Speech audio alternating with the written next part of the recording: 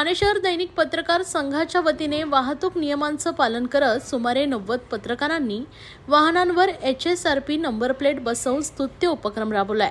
प्रादेशिक परिवहन कार्यालयाच्या नव्या अधिनियमानुसार सर्व वाहनांवर HSRP लावणं अनिवार्य करण्यात आलंय।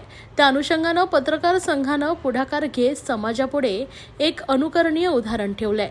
ठाणे शहर दैनिक पत्रकार संघाचे अध्यक्ष आनंद कांबळे यांनी सांगितले की अशा विधायक उपक्रमांद्वारे समाजात वाहतूक शिस्तीबाबत जागरूकता वाढेल आणि भविष्यातही असे उपक्रम राबवून सामाजिक बांधिलकी जपली जाईल। देशातील सर्व वाहने हाय सिक्युरिटी नंबर प्लेट बसवण्याचं अनिवार्य केलंय।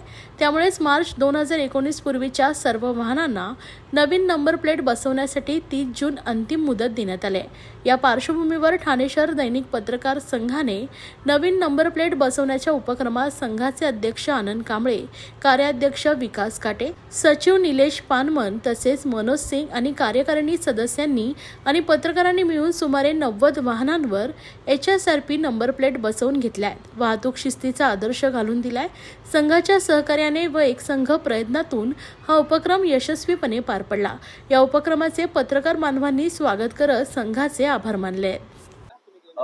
राज्य शासनाने नंबर हाय सिक्युरिटी नंबर प्लेट लावण्याची जी योजना आणली आहे, आमच्या सर्व सदस्यांना प्रत्येक ठिकाणी जायला मिळू नये, अनेक दुकानावरती जिकडे किंवा जिथे नोंदणी होते त्याकरता आम्ही सर्वांना एकाच ठिकाणी आमचे पत्रकार जे आमचे सदस्य आहेत आणि पत्रकार जे बांधव आहेत त्यांच्याकरता ही आपण एक सोय केली होती।